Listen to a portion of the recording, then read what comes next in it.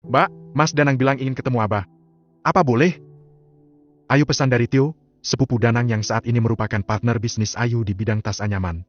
Ayu tertegun sejenak dengan handphone yang masih dalam genggaman.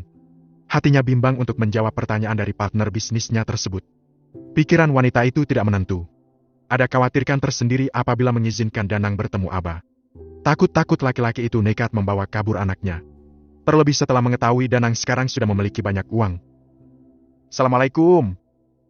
Iqbal berjalan ke arah istrinya yang tengah duduk di ruang kantor sembari memandangi gawainya. Waalaikumsalam, Mas. Ayu menoleh ke arah Iqbal yang baru saja masuk ke kantor. Ya, saat ini Ayu dan Iqbal sudah membangun sebuah kantor yang terletak di tengah-tengah toko oleh-oleh di sebelah kirinya. Di sebelah kanannya pun terdapatnya toko barang-barang jualan online Ayu yang saat sudah berkembang pesat dengan beberapa puluhan reseller. Ayu dan Iqbal pun kini memiliki barang dengan merek ia yang terdiri dari sandal, kerudung, gamis dan beberapa item pakaian anak muda. Toko oleh-oleh mereka pun tidak hanya seputar keripik milik Ayu semata. Tapi, ada berbagai macam produk orang lain yang bekerja sama dengannya. Di antaranya, keripik paria, keripik tempe, kerupuk ikan dan lain sebagainya. Termasuk keripik usus, keripik telur asin yang berbahan baku telur ayam dari kandang peternakan milik Iqbal. Iqbal memiliki sebidang tanah yang dibeli pada saat masih menjadi pengacara. Tujuannya, dulu untuk investasi. Namun, seiring bertumbuh kembangnya usaha mereka dari berbagai bidang, membuatku Ayu dan Iqbal sepakat untuk membangun toko-toko dengan kantor mereka berada di tengah-tengahnya. Tentu, perjalanan bisnis mereka tidak mudah. Mereka sempat mengalami jatuh bangun di awal-awal merintis usaha setelah menikah. Bahkan, Iqbal pun pernah mengalami kerugian senilai puluhan juta rupiah. Namun, pasangan suami istri itu tidak menyerah. Mereka kembali bangkit dan belajar dari pengalaman. Dua orang yang disatukan dalam pernikahan itu mulai mengikuti berbagai seminar, baik yang diadakan di daerahnya ataupun keluar pulau. Tak jarang, Iqbal dan Ayu harus menguras tabungan demi mengikuti seminar-seminar. Dan memang usaha tidak mengkhianati hasil setelah Iqbal nyaris menjual sapi-sapi untuk modal usaha mereka. Nyaris habis digunakan untuk modal usaha. Di tahun ketiga, pasangan yang pernah mengalami kebangkrutan di tahun-tahun pertama merintis usaha itu mulai menikmati hasilnya. Produk-produk mereka mulai dicari banyak orang. Dan kini di tahun keempat pernikahan mereka, Ayu dan Iqbal sudah terlihat mapan dan sukses. Padahal, dulu mereka membangun dengan air mata. Bagaimana tidak, di saat merintis usaha dengan menghadiri seminar di mana-mana, tanpa Ayu sadari ada janin di dalamnya. Namun, itu tidak berlangsung lama, sebab Ayu harus keguguran pada saat sedang mengikuti seminar di Pulau Jawa. Tapi, tidak ada yang mengetahui kesedihan mereka selain mereka berdua dengan Tuhannya. Baik Iqbal maupun Ayu hanya mengadukan semua permasalahan kepada Rabb-Nya. Sejak keguguran itu, mereka bertekad untuk sukses. Dan saat ini sudah terbayarkan semuanya. Kenapa, sayang? Iqbal menepuk pundak wanita yang sedang mengenakan tunik kotak-kotak biru itu dengan lembut, lalu menjatuhkan bobot tubuhnya di samping istrinya persis. Menurut, Mas, gimana ini? Ayu menyodorkan gawai dengan jenis apel digigit yang dihadiahkan suami untuknya tepat di 4 tahun pernikahan mereka, 2 bulan lalu. Tidak ada salahnya kita pertemukan mereka. Tapi, tidak sekarang. Nanti menunggu Mas ada waktu kosong ya, sayang. Iqbal menancapkan sendok garpu ke arah buah mangga yang sudah dipotong-potong oleh Ayu. Detik berikutnya, buah berwarna kuning itu sudah masuk ke dalam mulutnya. Memangnya kita mau ke sana? Perempuan yang sedang mengenakan kerudung pasmina berwarna hitam itu tidak paham mengapa diminta untuk menunggu Iqbal ada waktu kosong. Rasanya ia enggan untuk jauh-jauh datang ke rumah mantan suaminya tersebut. Untuk apa? Iya. Hitung-hitung kita liburan lah. Kita main ke rumah Danang seraya mengambil tas di rumah Tio. Dengan santai laki-laki berkaus biru laut itu mengatakan demikian. Lalu, kembali mengambil buah kesukaannya tersebut. Mas serius? Ayu menyipitkan mata mendengar penuturan suaminya. Bahkan demi melihat keseriusan Iqbal, Ayu mencondongkan wajahnya ke arah pria di sebelahnya. Sebab, Ayu tidak pernah menyangka Iqbal akan memiliki pikiran demikian. Kenapa? Kaget? Biasa ajalah, sayang. Mas hanya ingin mempertemukan bapak dan anak, bonusnya bisa pamer ke mereka bahwa kamu sekarang jauh lebih bahagia. Mas juga ingin menunjukkan kepada mantan suami kamu bahwa seorang Ayu itu tidak mandul. Iqbal mengacak-acak pucuk kepala istrinya sebelum akhirnya mengelus-elus perut yang sudah mulai terlihat berisi tersebut. Ayu tertawa mendengar penuturan suaminya. Mendengar tawa Ayu, Iqbal pun mengernyitkan dahi. Laki-laki itu menangkup wajah istrinya dengan kedua tangannya. Ada yang lucu, bidadariku? Ditatapnya lekat-lekat kedua netra Ayu yang sedang berbinar tersebut. Ternyata kamu suka pamer juga ya, Mas? Kamu punya hobi baru? Sejak kapan? Tanya Ayu sembari menahan tawa. Tidak salah Ayu bertanya demikian, pasalnya, selama mengenal Iqbal sejak kecil ditambah menemani hidupnya selama 4 tahun terakhir, Ayu tahu Iqbal tidak suka memamerkan apa yang ia miliki. Tapi, tiba-tiba ingin ke rumah Danang dengan maksud memamerkan kebahagiaan mereka selain mengantarkan Aba. Sejak saat ini, kamu adalah wanita yang pantas untuk dipamerkan, sayang. Bagaimana tidak? Sudah cantik, pinter cari duit sendiri walaupun suami juga tidak kekurangan uang, mengurus rumah juga pandai, apalagi mengurus anak dan suami. Dan yang paling penting solehah. Iqbal menjawab sebelum mencuri ciuman di pipi kiri sang istri. Keterangan Iqbal membuat pipi Ayu bersemu merah. Demi menghindari tatapan Iqbal yang membuatnya semakin salah tingkah, Ayu pun memalingkan wajahnya ke sembarang arah. Assalamualaikum. Bocah berumur 8 tahun yang mengenakan seragam SDIT itu muncul di ambang pintu. Bocah itu pulang sekolah hanya berjalan kaki, sebab jarak kantor orang tuanya dengan sekolah hanya beberapa ratus meter saja. Meskipun Ayu dan Iqbal sudah lebih dari cukup kekayaannya, tapi mereka mengajarkan anaknya untuk mandiri. Setiap pulang sekolah, Aba selalu mampir ke kantor orang tuanya sebelum akhirnya dijemput sopir mereka untuk mengaji. Waalaikumsalam, sini masuk. Bunda sudah bawakan makanan kesukaan abang. Ayu melambaikan tangan pada Aba. Bocah yang mewarisi wajah ibunya tersebut mencium punggung kedua orang tua dengan takzim secara bergantian. Gimana sekolahnya hari ini, abang? Iqbal mendaratkan kecupan di kening bocah yang memiliki hobi berenang tersebut. Seperti biasa ayah. Melelahkan. Aba meletakkan tasnya di samping tempat duduk sang ayah, lalu mengambil tempat duduk di kursi tunggal seberang orang tuanya. Ayah, bunda, Mas Laksa mana? Tanya Aba seraya menyandar punggung di sandaran sofa. Kan Mas belum pulang, sayang. Ayu menyodorkan kotak kue yang berisi bolu kukus kesukaan Aba. Tapi, abang tadi melihat teman-teman Mas sudah pada pulang, bunda. Karena orang tuanya gurunya meninggal. Makanya kami pulang lebih cepat dari biasanya. Dan tadi abang melihat ruang kelas Mas sudah tutup pintunya. Tapi, aneh, kok belum sampai sini ya? Aba menggaruk-garuk kepalanya, ciri khas bocah itu sedang berpikir keras. Ayu dan Iqbal saling pandang. Seolah sedang bertanya dari sorot mata mereka. Kemana perginya Laksa? Ya, sesuai keinginan Iqbal pada waktu itu, dia ingin mengasuh Laksa setelah menikah dengan Ayu. Dan tentu, Ayu tidak keberatan. Sebab, Laksa juga masih memiliki ikatan darah dengannya. Anak dari sepupunya, meskipun itu di luar nikah. Tapi, bocah itu tidak bersalah atas kelahirannya. Jadi, apapun yang terjadi dengan Laksa kini menjadi tanggung jawab mereka berdua. Mereka tahu anak itu tidak nakal dan selalu menurut dengan semua aturan yang Ayu dan Iqbal buat. Salah satu aturan yang telah disepakati bersama, anak-anak tidak boleh main sepulang sekolah. Mereka harus pulang dulu ke rumah. Selama ini baik Aba maupun Laksa tidak pernah keberatan dengan aturan itu. Bahkan, Laksa sering mengingatkan adiknya tentang hal itu. Jadi, sangat mengherankan kalau tiba-tiba Laksa tidak pulang ke rumah. Ya Allah, Mas, ini gimana? Kemana perginya Laksa? Ayu mulai gelisah. Kekhawatiran itu tidak bisa disembunyikannya. Tenang, sayang. Tenang. Kita cari Laksa bareng-bareng. Iqbal menenangkan istrinya, tapi sejujurnya hatinya pun panik. Takut ada apa-apa dengan bocah tersebut. Bagaimana aku bisa tenang, Mas, kalau anak kita yang satunya belum pulang? Ayu mondar-mandir sambil meremas kedua tangannya. Ciri khas kalau sedang panik. Ping. Notifikasi masuk ke handphone Iqbal. Segera, pria itu merogoh dari saku celana kainnya. Lalu, membuka pesan tersebut dengan segera. Matanya melotot lebar, tangannya mengepal dengan sempurna. Melihat ekspresi suaminya, Ayu menangkap ada sesuatu yang tidak beres. Bab ke-84. Ketika sepupu menjadi madu. Bab 84. Temui gua dan bawa Ayu, kalau mau anakmu selamat. Ingat, jangan bawa anak buah lo dan polisi. Pesan misterius itu, membuat dada Iqbal naik turun karena menahan amarah. Apakah ini David? Pertanyaan itu muncul seketika di benak Iqbal. Karena tidak mau membuat Ayu tambah khawatir, Iqbal hanya bisa bertanya di dalam hati. Enak saja mau main tukar tambah. Lo ingin istri gua? Langkahin dulu mayat gua. Ternyata ambisi lo masih sama. Inginkan istri gua. Sudah bertahun-tahun belum juga sadar. Iqbal terus mengumpat di dalam hati. Dadanya Iqbal terlihat naik turun. Jelas sekali pria itu sedang menahan amarah. Lagi, Iqbal bermonolog seorang diri. Rahang pria itu pun mengeras bersamaan dengan kepalan tangan yang semakin kuat. Iqbal merasa lawannya sudah menginjak-injak harga dirinya. Sungguh, Iqbal tidak menyangka kalau David akan kembali mencari masalah dengannya setelah 4 tahun berlalu. Iqbal pikir David sudah menyadari semua kesalahannya dan berubah setelah mengalami banyak hal. Ternyata dugaannya salah besar.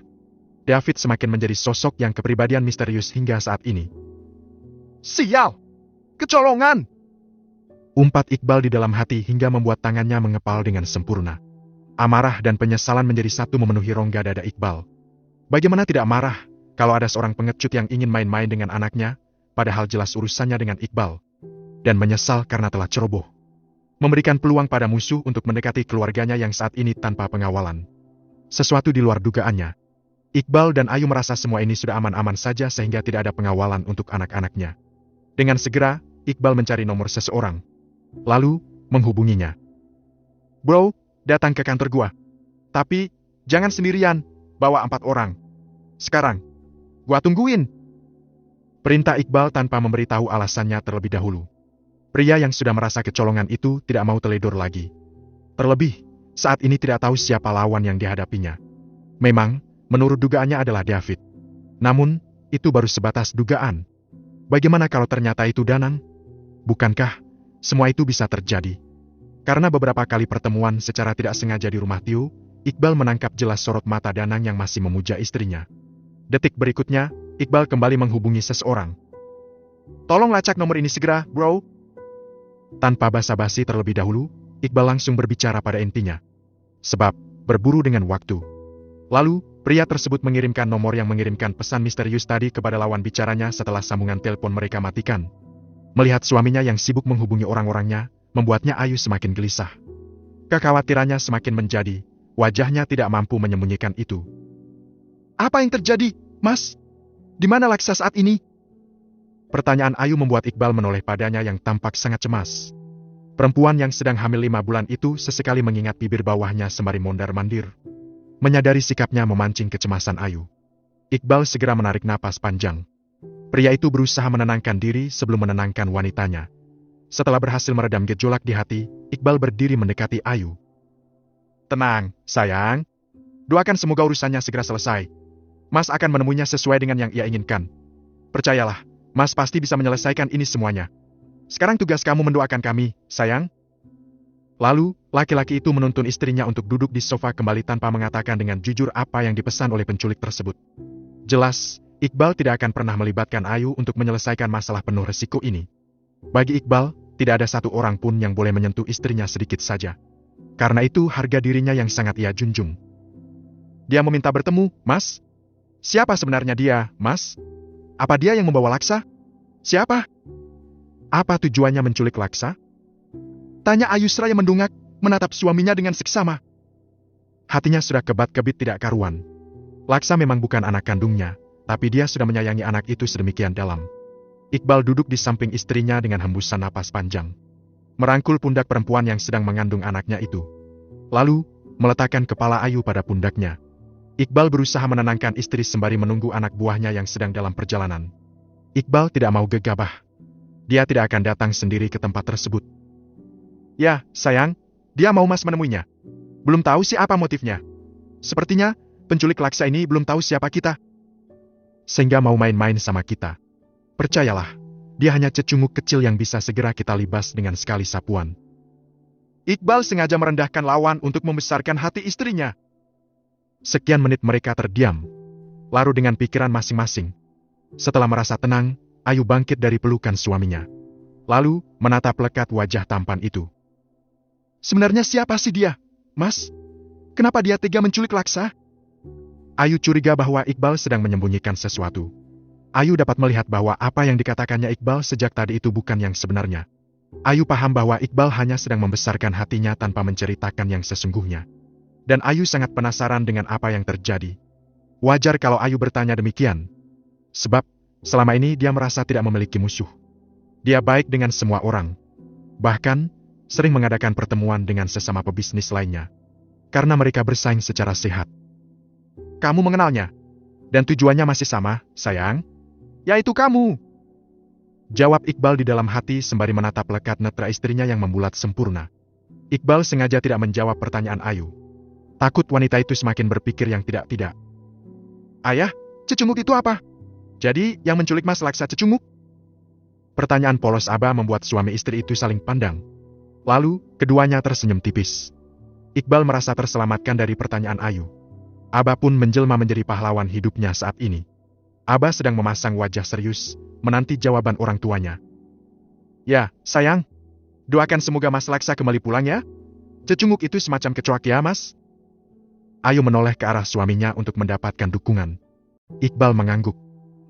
Astagfirullah, jadi yang menculik Mas itu kecoa, Bunda? Kirain abang orang jahat.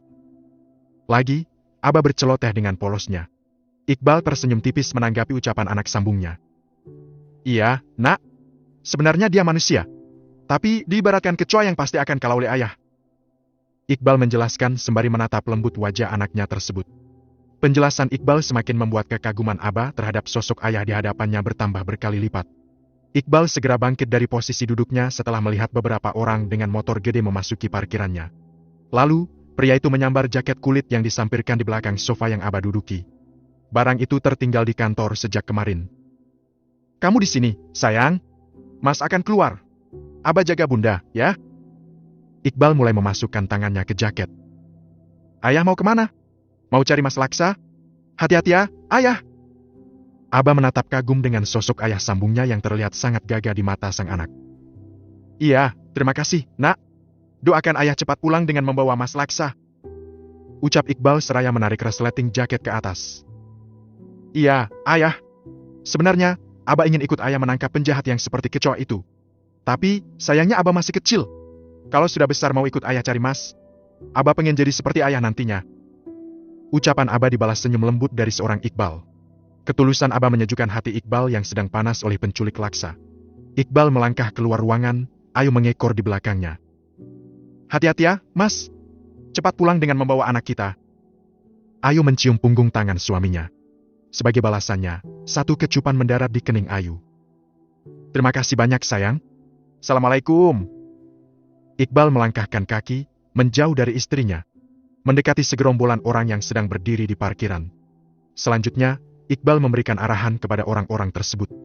Iqbal memberikan tugas kepada masing-masing orang. Ingat, kita harus jaga jarak. Jangan sampai kedatangan kalian ketahuan oleh mereka. Kita harus main dengan cerdas. Iqbal menutup arahannya setelah mendengar notifikasi pesan masuk dari seseorang. Astagfirullah. Iqbal membaca pesan tersebut dengan geram hingga melafalkan istighfar. Semua anak buahnya hanya bisa saling pandang tanpa tahu apa yang sedang terjadi dengan bosnya. Bab ke-85. Ketika sepupu menjadi madu. Bab 85. Ayah! Seorang bocah berumur 10 tahunan dengan seragam sekolah memanggil pria yang baru turun dari motor sportnya.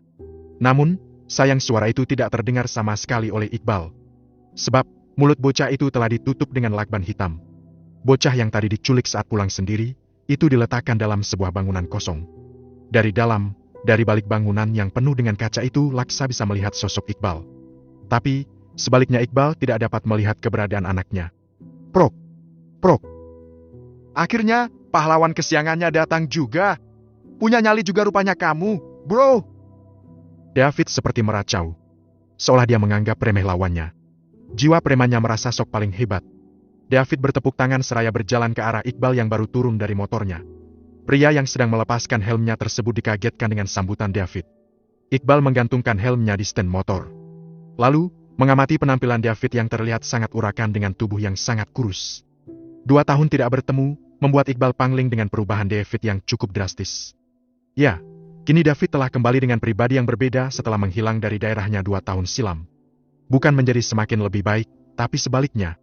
Kehidupannya semakin hancur. Namun, tentu itu mempengaruhi kejiwaannya yang juga ikut hancur.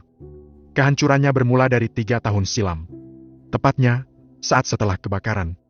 Kebakaran yang menghabiskan seluruh aset yang terdiri dari rumah dan gudang tempat usahanya dulu telah membuat mereka jatuh miskin. Semiskin-miskinnya. Bahkan, untuk sekedar makan dan pakaian ganti mereka pun dapat sumbangan dari warga sekitar. Kebakaran 3 tahun lalu itu terjadi pada malam hari, di saat David dan seluruh keluarganya liburan di daerah Palembang. Tentu, kejadian itu membuat seluruh keluarga David terpukul atas musibah yang menimpa keluarga tersebut. Terutama ibunya hingga jatuh sakit karena tekanan batin, lalu 4 bulan kemudian meninggal dunia. Tak butuh waktu lama, Bapak David yang memang memiliki riwayat jantung pun menyusul istrinya selang 7 bulan kemudian. Kehilangan berturut-turut membuat David pernah ingin mengakhiri hidup. Namun, segera digagalkan oleh seorang laki-laki yang berprofesi sebagai preman. Pria dewasa itu membawa David ke daerah ibu kota yang memang terkenal keras. Di dalam pelariannya, David hidup sebagai preman yang tidak memiliki tujuan. Hidupnya lontang-lantung tidak jelas. Tidak ada jejak seorang mantan pengusaha di dalam diri David selama 2 tahun menjadi preman. David yang ternyata pendendam itu selalu berperilaku buruk layaknya seorang preman sesungguhnya. Jiwa preman yang kini semakin barbar membuat David ingin merebut Ayu dari sisi Iqbal.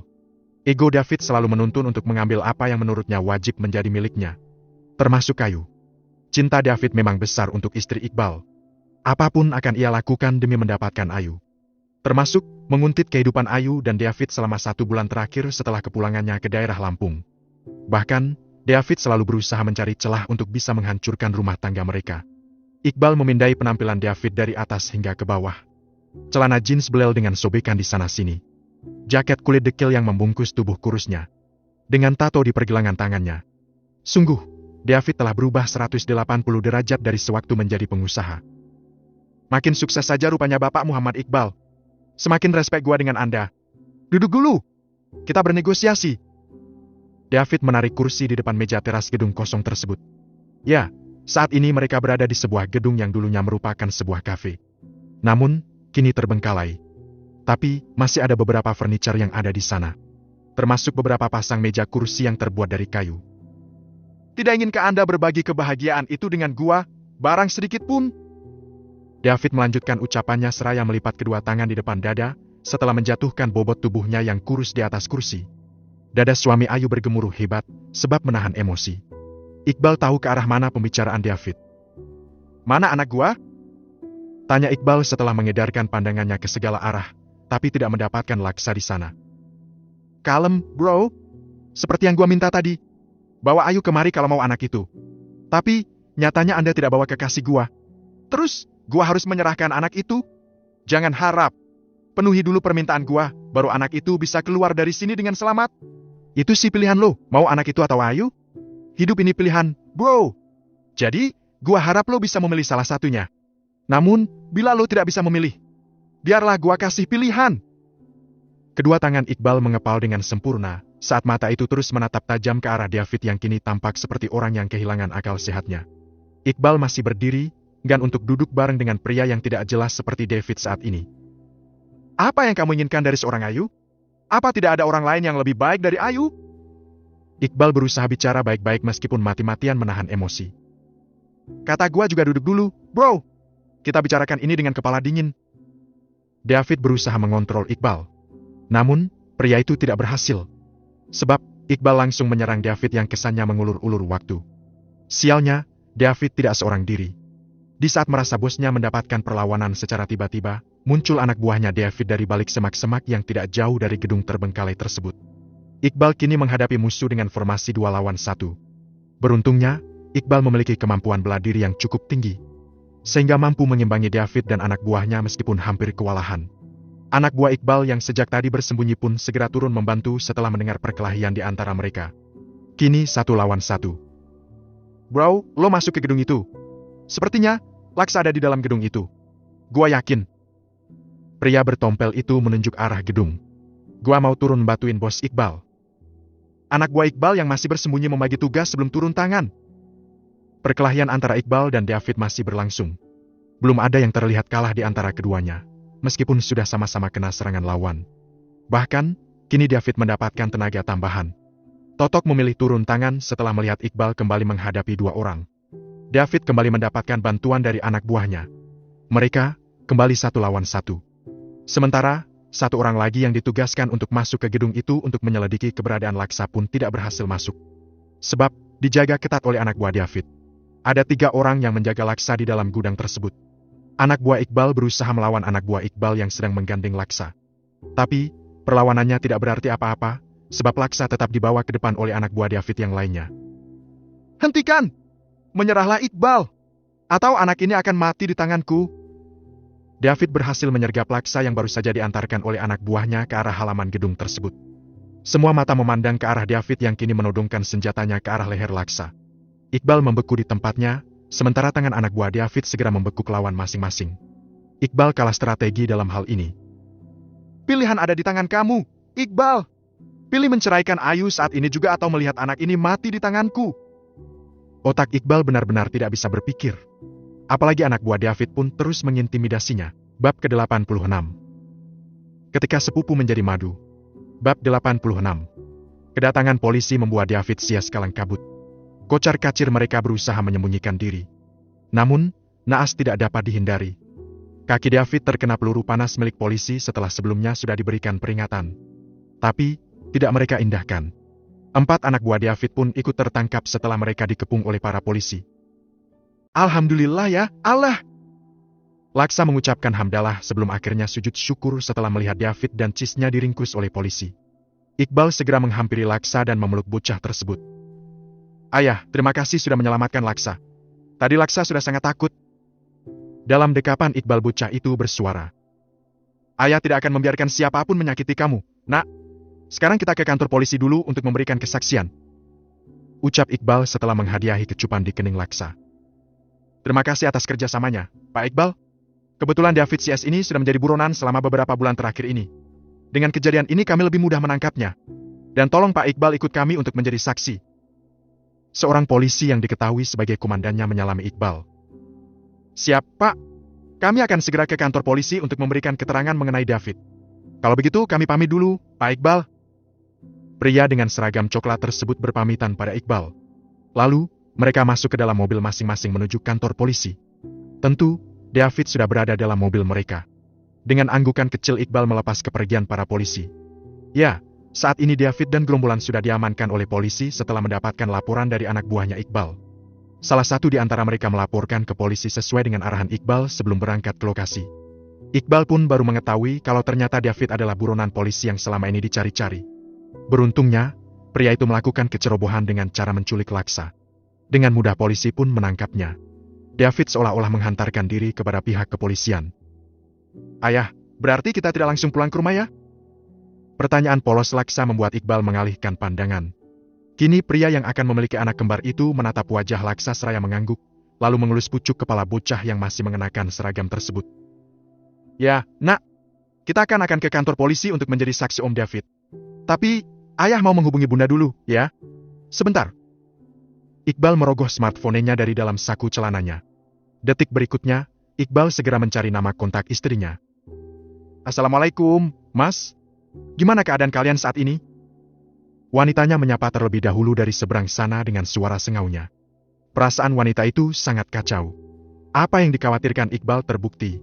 Ayu akan menangis setelah kepergiannya. Waalaikumsalam, sayang.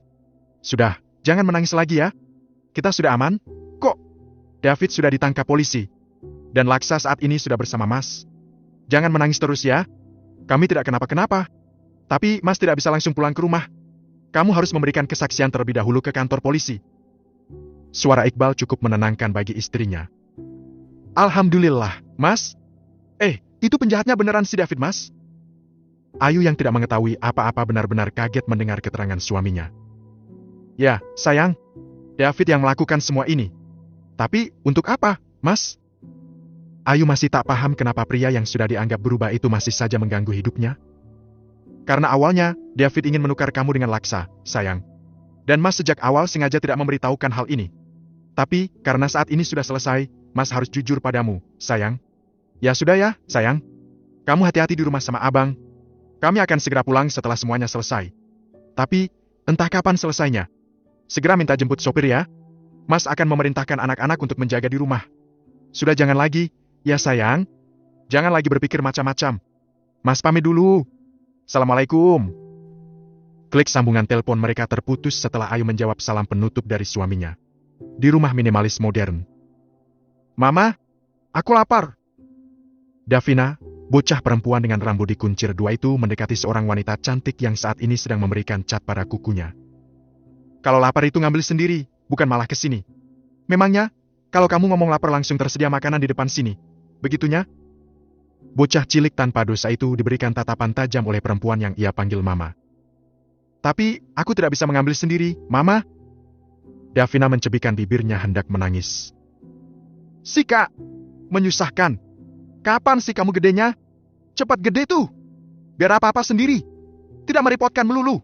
Nanti, tunggu aku menyelesaikannya ini dulu. Anjel mengomel tanpa memperhatikan wajah anaknya yang sudah memerah, menahannya tangis. Perempuan itu terus sibuk mengamati cat-cat di kukuknya. Di luar pintu, ada seorang pria yang mematung mendengarkan semua percakapan antara ibu dan anak tersebut dengan hati yang sangat geram.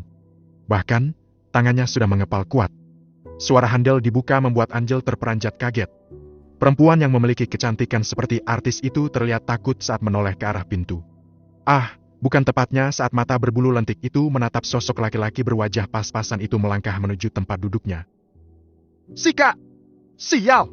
Kenapa si buto ijo itu sudah pulang? Menyebalkan!" Angel membatin di dalam hatinya seraya bangkit dari tempat duduknya. Sudah tidak diperhatikan lagi bagaimana nasib cat di kuku-kuku indahnya. Biasanya, Darko akan pulang ke rumah setelah mendekati maghrib. Namun, hari ini tiba-tiba laki-laki itu ingin pulang lebih awal dari biasanya. "Memang, kamu itu perempuan tidak punya hati. Hanya kamu Angel, seorang ibu yang memiliki hobi menyiksa anaknya sendiri. Bagaimana mungkin anak sekecil ini sudah dituntut untuk mandiri? Suruh mengambil makanan sendiri? Lupa kalau makanan itu kamu simpan di atas lemari makan yang tinggi. Lalu, bagaimana Davina yang masih bocah cilik ini suruh mengambil sendiri? Sementara, ibunya leha-leha, ongkang-ongkang kaki di sini dengan santai. Ini sudah jam makan siang. Ambilkan sekarang atau kupotong jatuh bulananmu." Ancaman Darko membuat Angel mengkerut seketika. Karena perempuan itu kini sudah tidak memiliki siapapun yang bisa diandalkan. Alvin sudah meninggal dunia karena kecelakaan lalu lintas. Sementara, seluruh asetnya kini dikelola sang istri, Dinar. Tapi, tidak digunakan sendiri. Darko yang kini merupakan orang kepercayaan Dinar pun turut mengelola usaha-usaha milik Alvin di belakang Angel. Hasilnya, tentu diambil sendiri untuk kebutuhan keluarga kecil Darko. Ya, baik Dinar maupun Darko sendiri sengaja tidak memberitahu tentang harta milik Alvin yang mereka kelola saat ini. Setahu Angel, semua kekayaan Alvin sudah dikuasai oleh istrinya. Dan Angel hanya diberikan uang 50 juta saja. Tentu, dalam hitungan hari uang sebanyak itu sudah ludes untuk berpoya-poya oleh Angel. Darko mengetahui kemana larinya uang 50 juta tersebut. Namun, pria yang wajahnya terkadang menyeramkan itu tak ingin mempermasalahkan hal itu.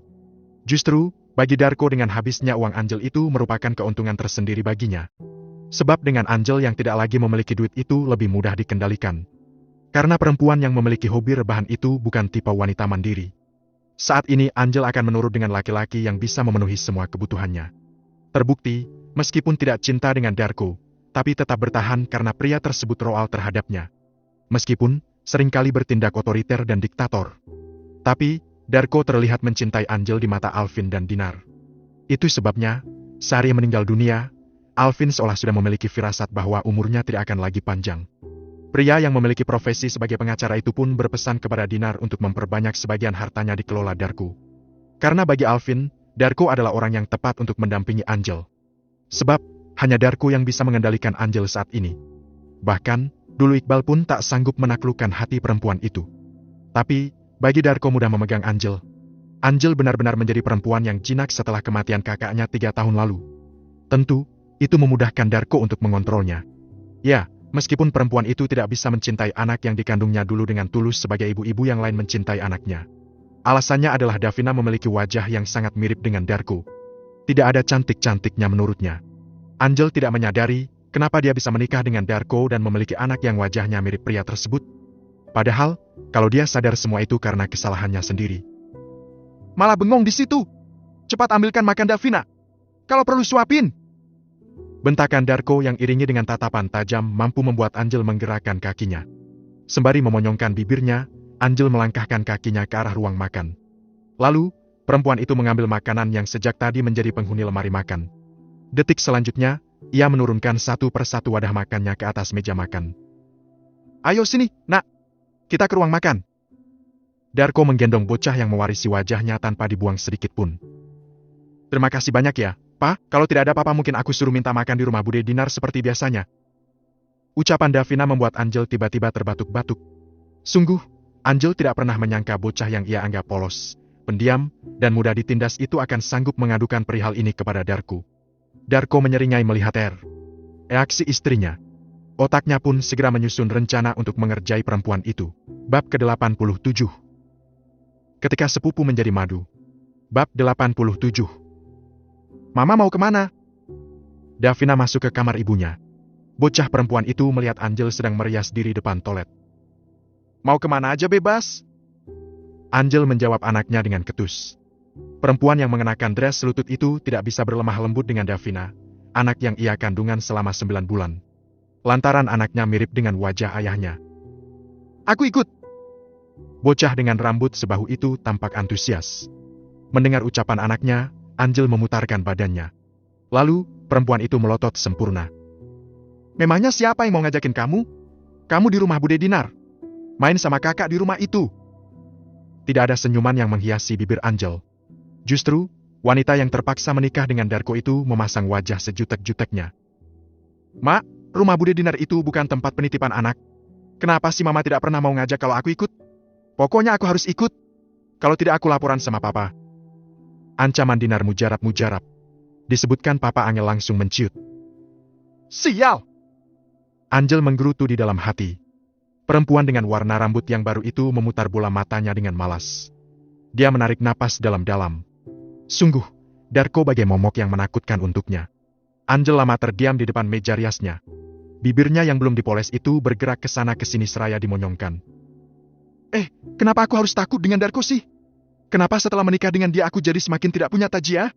Ini tidak bisa dibiarkan. Apa kata dunia persilatan apabila mengetahui Angel yang cantik ini bisa bertekuk lutut dengan seorang pria dengan wajah pas-pasan? Bukan, Darko tidak hanya sekedar pas-pasan tapi sangat minimalis. Bahkan lebih parah dari itu, ya bisa dikatakan Darko itu berwajah minus. Tapi, sialnya kenapa aku bisa takluk di bawah kekuasaannya? Sial! Angel merutuki kebodohan dirinya sendiri. Angel mendadak sangat membenci dirinya sendiri yang sudah berubah menjadi jinak di hadapan Darko. Padahal, dulu sewaktu menikah dengan Iqbal yang memiliki ketampanan nyaris sempurna dengan pekerjaan yang bergengsi pun ia tidak bisa takluk. Bahkan, dengan terang-terangan memilih pergi demi mengejar kekasih hati yang tak kunjung sadar. Tapi, mengapa dengan Darko dirinya kelepek-kelepek? Angel mengeratkan rahangnya sehingga giginya saling beradu. Tangannya pun mengepal dengan kuat. Hingga, batang lipstik yang ada dalam genggamannya pun patah seketika karena saking kuatnya cengkeraman tangannya tersebut. Ma, kenapa melamun? Lipstik mama patah itu. Mama nggak sayang? Pertanyaan Davina sama sekali tidak digubris oleh Angel. Perempuan itu meneruskan lamunannya. Melihat ibunya yang tidak merespon ucapannya, Davina segera berlari ke kamarnya. Lalu, mengambil baju ganti. Bocah itu tidak pernah kekurangan uang dari orang tuanya, tapi bukan berarti menjadi anak yang manja. Davina sudah latihan mengurus keperluannya sendiri karena sudah biasa diabaikan oleh ibunya. Di rumah itu memang ada yang bekerja, Maijah. Tapi, tugasnya hanya membersihkan lantai, nyuci semua, menyetrika, masak. Setelahnya pulang. Darko ingin Davina diasuh oleh tangan Angel sendiri, tapi kenyataannya sebaliknya. Davina tidak pernah mendapatkan kasih sayang yang tulus dari Angel.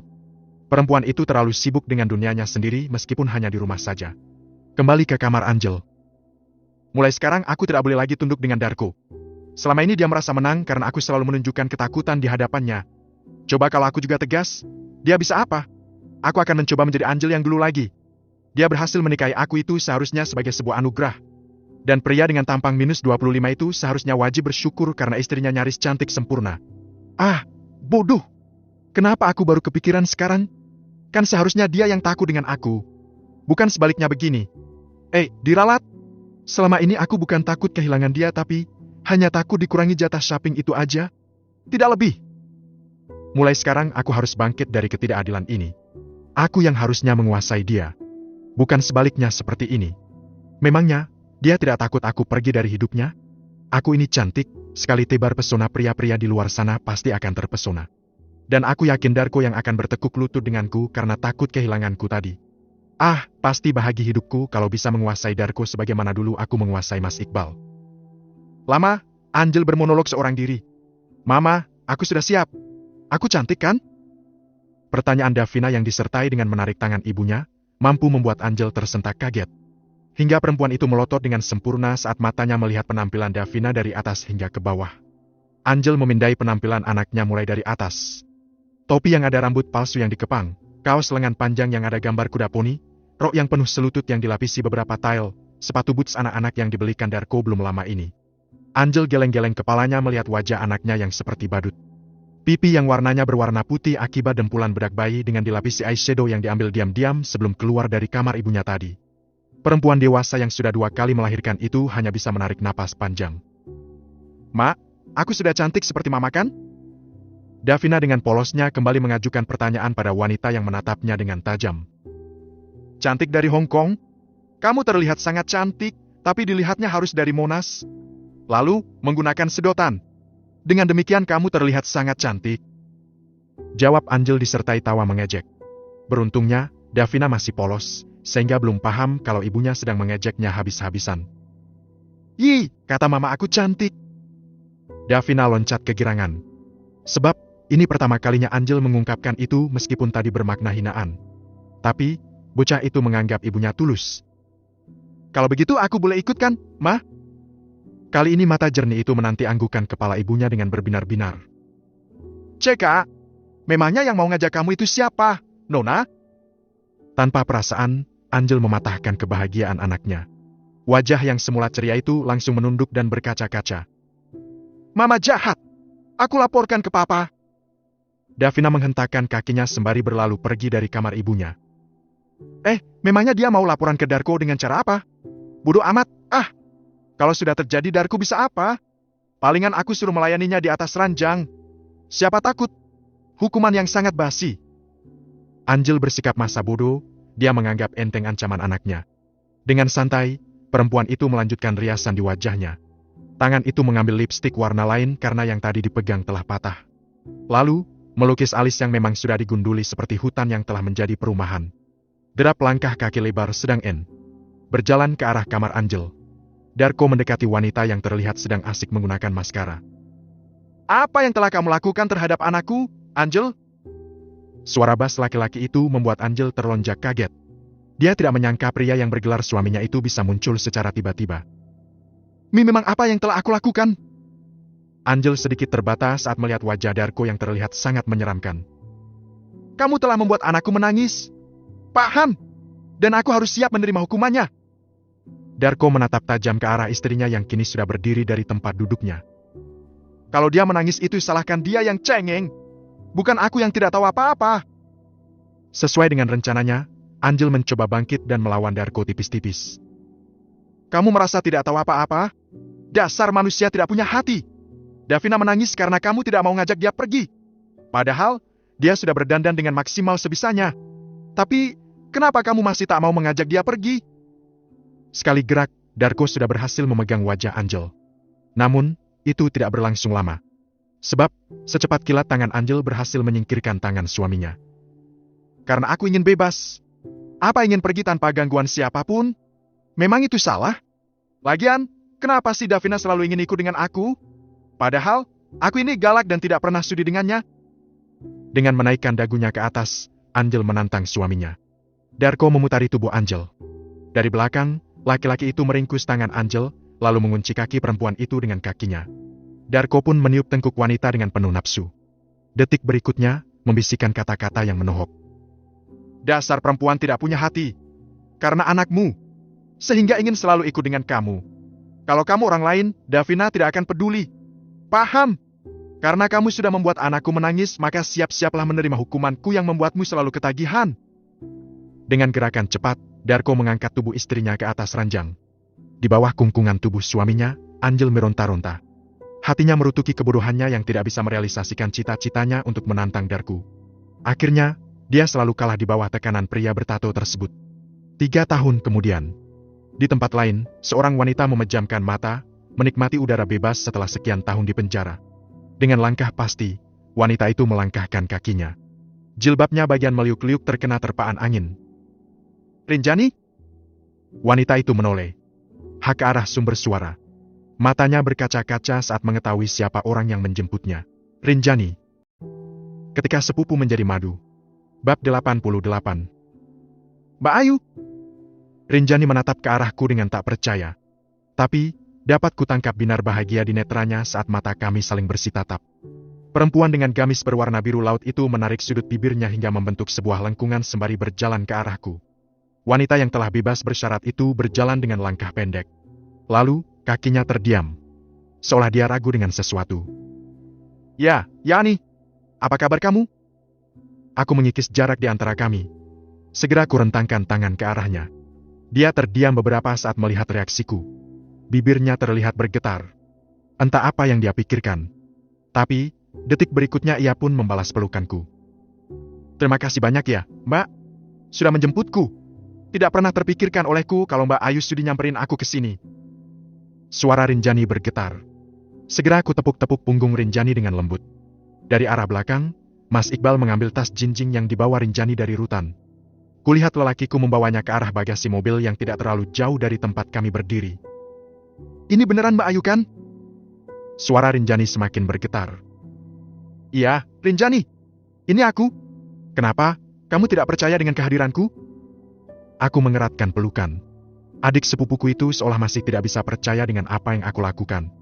Padahal, ini bukan pertemuan pertama kami setelah dia masuk penjara. Aku sudah 2 kali mengunjunginya setelah 6 tahun ia di penjara. Aku mengunjungi Rinjani setelah Lukman menyampaikan permintaan maaf Rinjani untukku sebelum kakak laki-laki Rinjani itu pergi ke Sumatera untuk menikahi kekasihnya. Atas dorongan dari Mas Iqbal, aku pun menjenguk Rinjani di penjara. Di ruang besuk, kami saling berpelukan. Dan tentu, di momen itu, Rinjani meminta maaf kepadaku atas semua kesalahannya. Saat itu pun aku sudah belajar untuk mengikhlaskan apapun yang telah terjadi antara aku dan Rinjani. Jujur, Mbak, ini berasa seperti mimpi. Aku dijemput oleh orang yang pernah aku sakiti.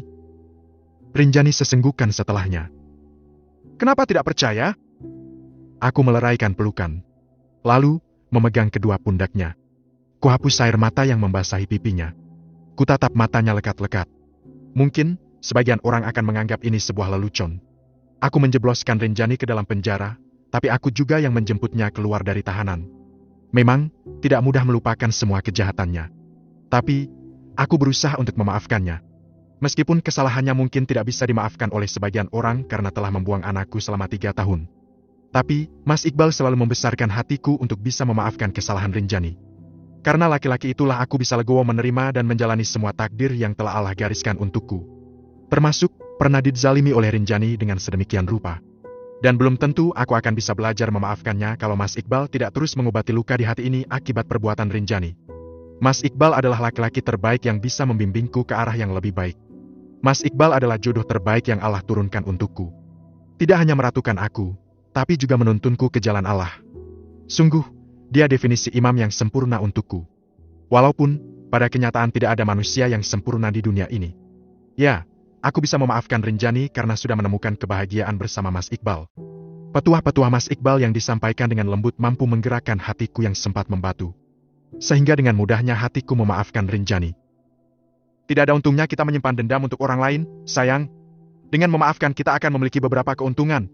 Pertama, hidup kita aja tenang, tidak ada beban di dalam dada sehingga kita menjalani hidup dengan ringan karena sudah mengikhlaskan apa yang telah terjadi.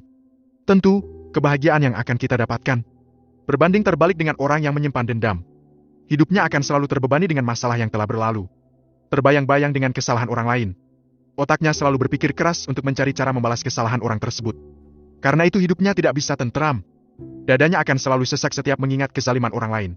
Tentu, jauh dari kata bahagia. Dan satu hal lagi, sayang. Bisa memaafkan orang lain sebuah kemuliaan tersendiri. Nasihat Mas Iqbal waktu itu mampus menembus palung hatiku yang terdalam.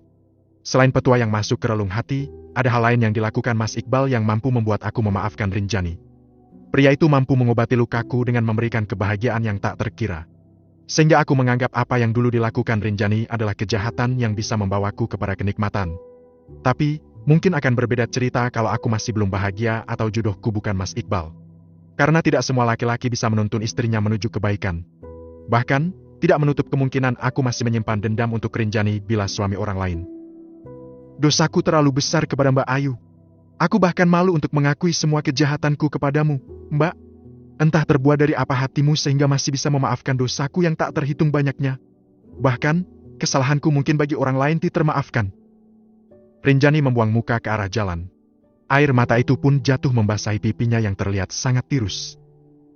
Jangan menangis lagi, Yani. Kita saudara. Kita memiliki ikatan darah yang tak terbantahkan oleh siapapun. Kesalahanmu memang sangat fatal, Yani. Tapi, Allah saja masih memberikan kesempatan kamu untuk bertaubat. Masih memberikan kamu hidayah. Masa iya, aku yang manusia biasa tidak bisa memaafkan kamu, Yani? Lagian, semua sudah berlalu. Aku harap banyak pelajaran yang bisa kamu petik setelah semua ini. Dan aku yakin kamu mampu mengambil hikmahnya. Semoga kedepannya kita bisa lebih baik lagi. Kita ambil hikmahnya saja. Yuk, kita pulang.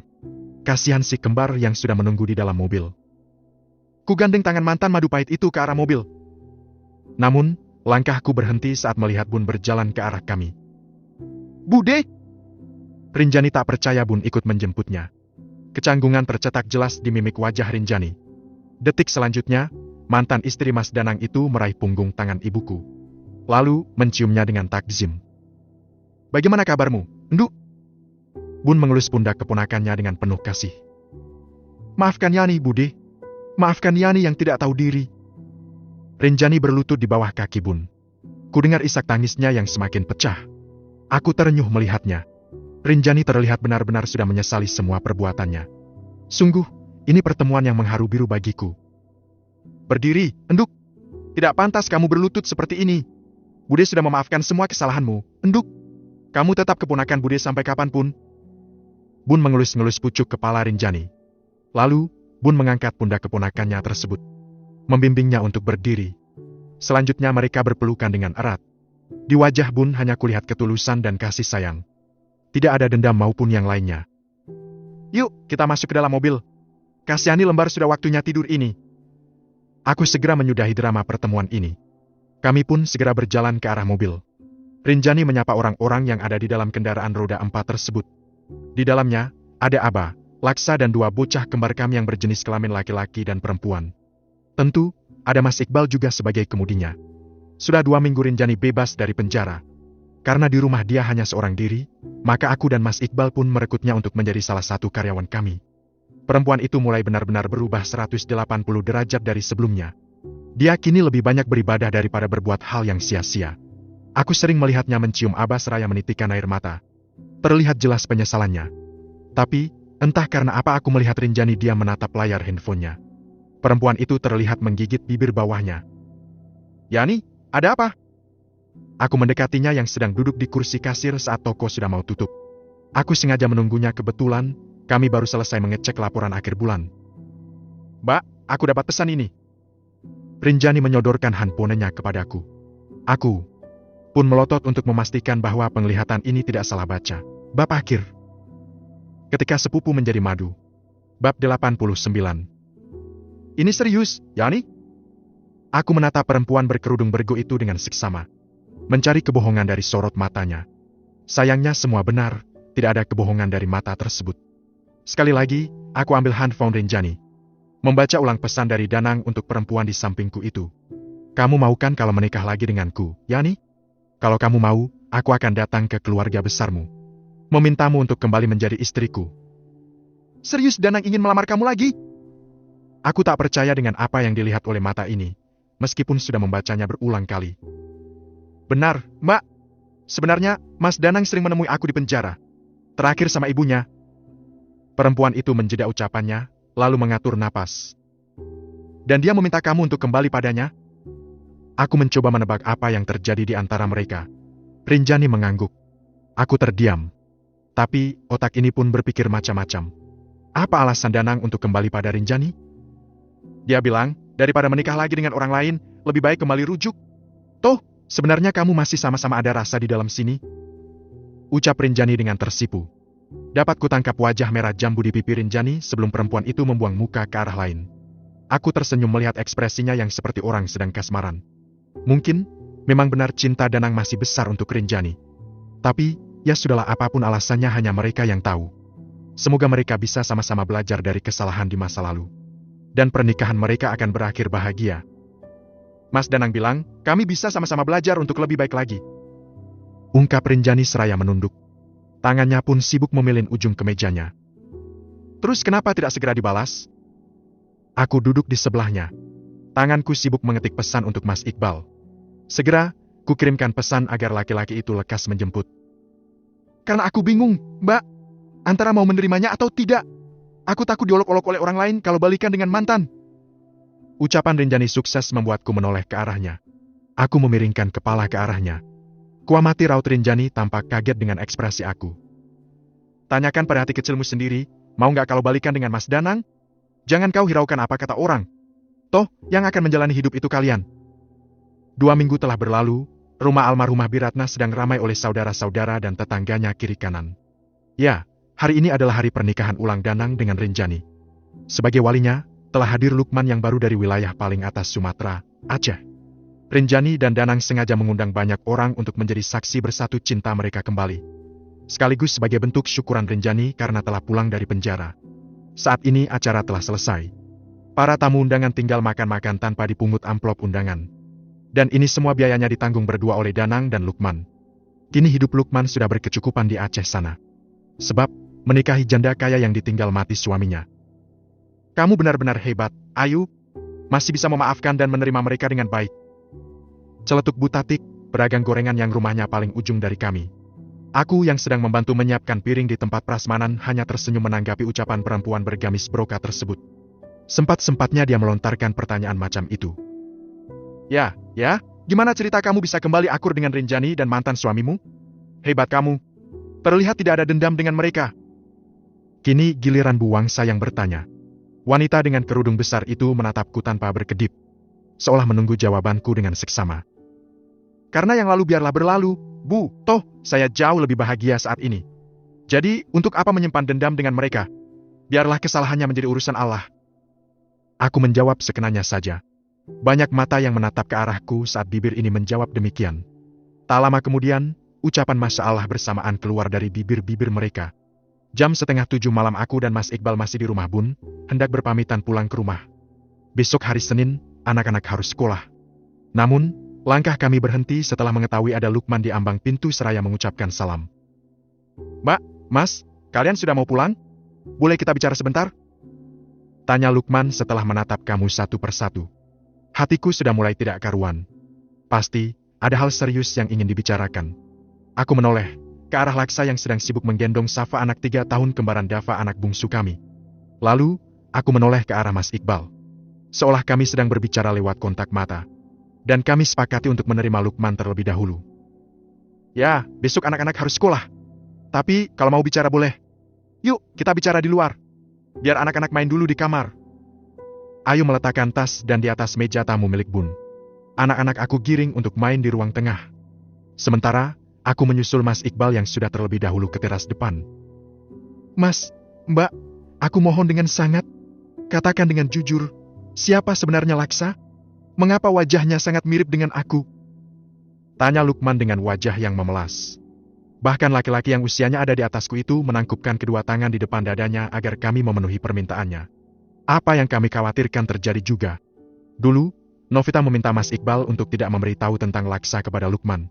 Namun, wajah Laksa yang seperti pinang dibelah dua dengan bapak biologisnya tidak bisa menyembunyikan fakta tersebut. Memangnya, apa yang kamu pikirkan tentang Laksa? Mas Iqbal bertanya serupa menyelidiki. Aku merasa dia seperti diriku versi kecil. Apa benar kalau sebenarnya Laksa adalah anakku dengan Novita? Secara tidak langsung Lukman mengakui pernah menghamili gadis itu.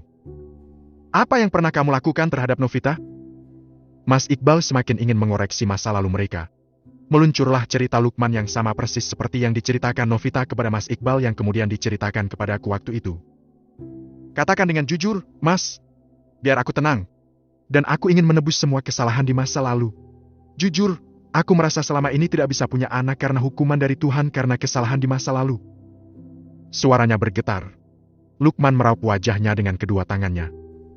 Apa yang akan kamu lakukan seandainya dia memang anakmu? Kini aku yang bertanya. Lukman membuka wajahnya. Menatapku penuh arti. Bibirnya pun menerbitkan secarik senyuman. Aku akan membiayai hidupnya, akan menyekolahkan hingga bangku perguruan tinggi. Aku akan berusaha membahagiakannya. Lukman berapi-api. Memang dia anakmu dengan Novita. Tapi, maaf seperti wasiatnya sebelum meninggal dunia. Laksa tidak boleh ikut dengan kamu. Dan aku pun tak akan membiarkan kamu mengambilnya. Mas Iqbal mengatakan apa adanya. Sesuai kesepakatan kamu beberapa hari lalu. Aku tidak keberatan, Mas. Aku memaklumi semuanya. Karena kesalahanku tidak dapat dimaafkan. Tapi, Laksa sudah tahu tentang hal ini?